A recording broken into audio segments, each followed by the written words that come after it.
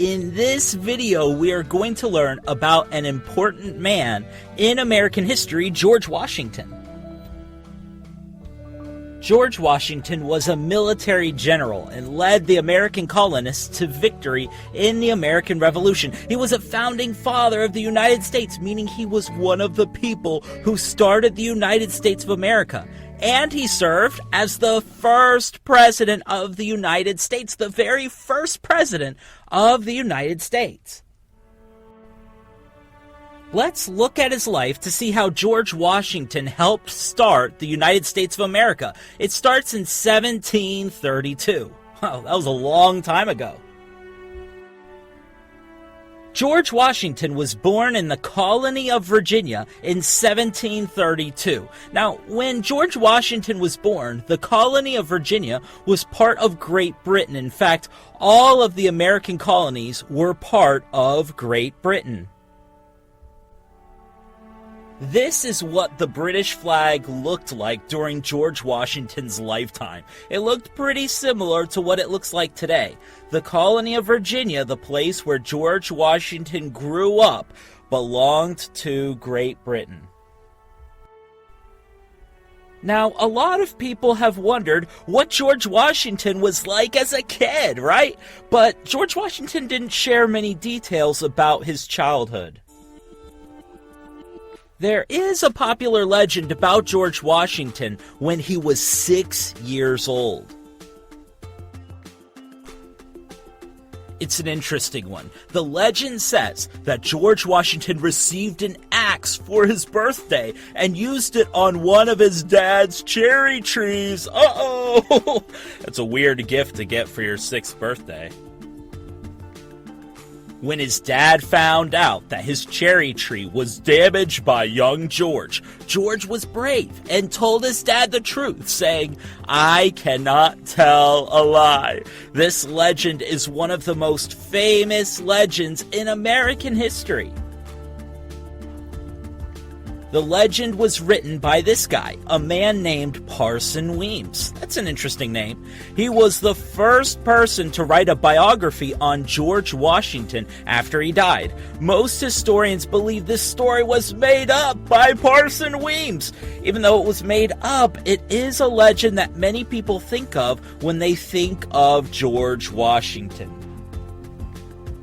One thing we know for sure about George's childhood is that his dad died when George was just 11 years old. After his dad died, George spent some time living with his half-brother named Lawrence at a place called Mount Vernon, the plantation owned by Lawrence. Living with his half-brother Lawrence, George was able to learn how to survey land. To survey land is to figure out the distance between different parts of a piece of land, usually to figure out how big a piece of land is. Someone who surveys land is called a land surveyor. In order to be a land surveyor, you have to know a lot of math. George Washington had to use his math skills to survey land. As he got older, people paid him to survey their land, and he had to use math skills every time he did it. This is pretty cool. Here is a picture of a land survey done by George Washington himself. Oh my goodness, he had fancy handwriting. This is so sad. He may have continued working as a surveyor if it weren't for another tragedy in his life. 9 years after his dad died, George's half-brother Lawrence got sick and died too. George was 20 years old when Lawrence died. 2 years later, when George was just 22 years old, he became the full owner of Mount Vernon. Now, we didn't mention this earlier, but Lawrence had been a military general for the British in the Virginia militia. Remember, the colony of Virginia, like the other American colonies, belonged to Great Britain. George decided to follow in his footsteps and became a major in the Virginia militia. This was a big deal, especially for someone as young as George was. And it didn't take long for George Washington to be put to the test. The governor of Virginia sent George Washington on a special mission to tell the French to leave an area called the Ohio Valley. They didn't like that, and they made it clear they would not leave the Ohio Valley, and 1 year later, George Washington led hundreds of soldiers in an event that would start the French and Indian War. The French and Indian War made George Washington famous. He wrote about his experiences and became well known, not just in the colonies, but also across the Atlantic Ocean in Great Britain. The French and Indian War not only made George Washington famous, but it also gave him military experience that he would later need during the American Revolution. After the war, George was not offered a placement in the regular British Army, which must have been so frustrating after all he did, and he returned to his plantation, remember, called Mount Vernon. He got married to a lady named Martha and started a family at Mount Vernon. So he settled down, and that might have been the end of his story, but he also got involved in politics, which would put him at the right place at the right time. After years of being a politician in Virginia, in 1774, George Washington was chosen to be a delegate of Virginia in the First Continental Congress. A delegate is someone who is sent to represent other people. Virginia trusted George Washington to represent their interests. It was really cool. George Washington was frustrated with how the colonies were being treated by Great Britain, just like so many other colonists. Many of their rights were taken away by laws called the Intolerable Acts. Colonists called them the Intolerable Acts because they weren't able to take it. They were intolerable. Well, in 1775, the American Revolutionary War began, and the Second Continental Congress decided to set up their own army, called the Continental Army. They selected George Washington as the commander of the Continental Army. It made sense. He not only had a lot of experience as a general in the French and Indian War, but he also wanted the American colonies to be independent and free from Great Britain. George Washington accepted the position, but he refused to get paid to serve as commander of the Continental Army. That's right, he wanted to volunteer and serve without any cost to the American colonies. What a nice guy. So he got to work. George Washington trained and prepared the Continental Army for battle. He wanted to make sure they were ready and helped them become a better, stronger army. And here was his job, if you will. George Washington helped come up with battle plans, led the Continental Army in many battles, and helped the Continental Army run like a well-organized unit. And he was a great commander. Part of what made him a great commander was he was not afraid to take risks.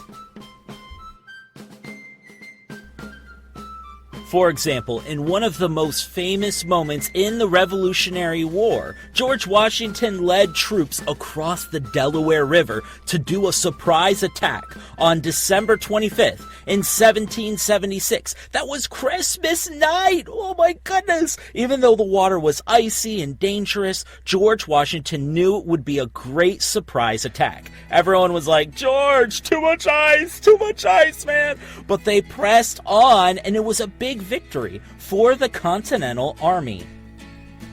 George Washington eventually led the Continental Army to victory. With help from the French, the Americans defeated the British. After winning the Revolutionary War, the American colonies began setting up their brand new government. And really to no one's surprise, George Washington was picked to lead the Constitutional Convention that established order in the new government. And of course, because he was presiding over everything, George Washington signed the Constitution. Then, when it came time to elect officials, the American people decided there was no better man to serve as the very first president of the United States than George Washington himself. He was elected president in the first national election. In 1789, after he was sworn in as President of the United States, he went to live in Philadelphia. Philadelphia was the temporary capital of the United States. This is a picture of the house he lived in while he was president. Now, of course, this was before the White House was built. This is the house in Philadelphia that George Washington lived in. Before we keep talking about George Washington as president, we have a random fun fact about George Washington for you. Did you know that George Washington didn't wear a wig? That's right, that was always his own hair. He grew it long and would just pull it back. The reason his hair always looked white was because he powdered his hair. He must have thought it looked awesome. So if anyone ever asks you for a cool random fact, let them know that George Washington didn't wear a wig. Guess he didn't need one. It's shocking, isn't it, Mr. Whiskers? It's just crazy. He didn't wear a wig. He didn't wear a wig. All right. Well, back to George Washington as president. As we mentioned earlier, he was living in Philadelphia, which was the temporary capital of the United States, which is interesting. And as you might imagine, as neat as being the first president sounds, it was really difficult and challenging. There were many issues that needed fixing, being a brand new nation and all. But George Washington worked hard to give the United States a strong start. In the second national election, George Washington was elected president for the second time. He refused to run a third time and started the tradition by most presidents of serving no more than 2 terms. Can you spot President George Washington in this picture? Yeah, he's right there, yep, Not only did George Washington help the American colonies win their independence and become a new nation, but George Washington also served as the first president of the United States. That is why George Washington is often called the father of his country. Sadly, George Washington wasn't able to see much of what America would become. He became sick and died in 1799 at Mount Vernon. George Washington made a huge impact, and he is celebrated and honored all around us. The capital of the United States, Washington, D.C., was named after George Washington. The Washington Monument in Washington, D.C. was built to honor the memory of George Washington, the father of the United States. We see George Washington honored on our money, like the dollar bill. Dollar bills are super cool, and George Washington is on all of them. He is also on the quarter. George Washington is on the front of every single quarter, even the state quarters.